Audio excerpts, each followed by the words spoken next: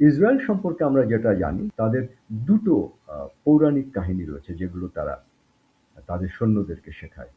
প্রথমত বলতে হয়, আহ, আমরা জানি যে যীশু খ্রিস্টের মৃত্যুর ৩০-৩৫ বছর পরে একদল ইহুদি বিদ্রোহী রোমান সৈন্যদের বিরুদ্ধে যুদ্ধ করে পরাজিত হয়ে মাসাদা নামের একটি দুর্গম পার্বত্য অঞ্চলের দুর্গে আশ্রয় নিয়েছিল ৩৮০ জনের মতো।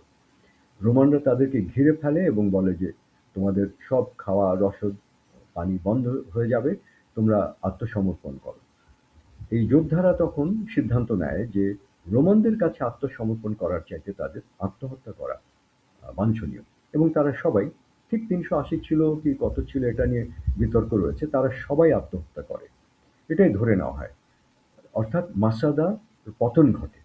তো যখন ইসরায়েলি সৈন্যরা সৈন্য হিসেবে পূর্ণাঙ্গ সৈন্য হিসেবে দায়িত্ব গ্রহণ করে তাদেরকে বলা হয় মাসাদা শ্যাল নট ফল এগেন।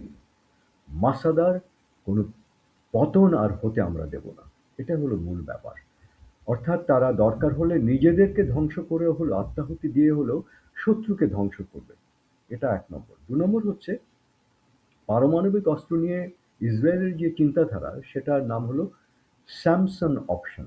এটা একটা পৌরাণিক কাহিনী, বাইবেলের ওল্ড টেস্টামেন্টে রয়েছে। স্যামসন নামে একজন আহ, খুব বীর যোদ্ধা ছিলেন যিনি ২০ বছর ফিলিস্তিন এলাকা আহ, শাসন করেন। তখন ফিলিস্তিনিরা ইহুদিদের শত্রু ছিল এবং তারা এই অসম সাহসী বীরকে কিভাবে ধরা যায় এটা ডেলাইলা নামের একটা মহিলাকে দিয়ে তাকে আটকে ফেলে এবং তার শক্তির উৎস ছিল তার চুল। চুল কেটে দেয় এবং কেউ কেউ বলেন তাকে অন্ধ করে দেওয়া হয়। তখন স্যামসন আহ, ঠিক করেন যে আত্মাহুতি দিয়ে হলেও তিনি ফিলিস্তিনিদেরকে ধ্বংস করবেন, শত্রু ধ্বংস করবেন।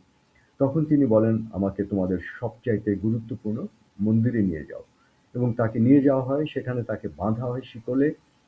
এবং তখন তিনি ওই বিশাল টেম্পলে হাজারেরও বেশি ফিলিস্তিনি সমবেত হয়ে মজা দেখছিল, সার্কাস দেখছিল বলতে পারেন।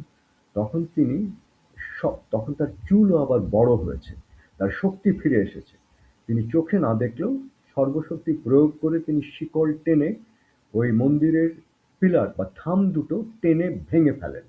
পরে পুরো মন্দিরটা সমবেত সবার উপরে, মাথার উপরে পড়ে, সবাই মারা যায়। ১,০০০ ফিলিস্তিনি মারা যায় এবং স্যামসন নিজেও মারা যান। এই স্যামসন অপশন হলো তাদের ডক্ট্রিন, যে দরকার হলে নিজেকে শেষ করে দিয়ে হলো শত্রু ধ্বংস করব। কাজেই এই ডক্ট্রিনগুলো তারা বিশ্বাস করে বলেই তারা এগুলো প্রচার করেছে, ব্যবহার করছে। এবং সেই সুবাদে আমি বলি যে অন্যান্য দেশ পারমাণবিক অস্ত্র ব্যবহার না করে শুধু ভয় দেখানোর কাজে ব্যবহার করলেও ইসরায়েল কিন্তু এটা ব্যবহার করতে পারে বলে আমি মনে করি।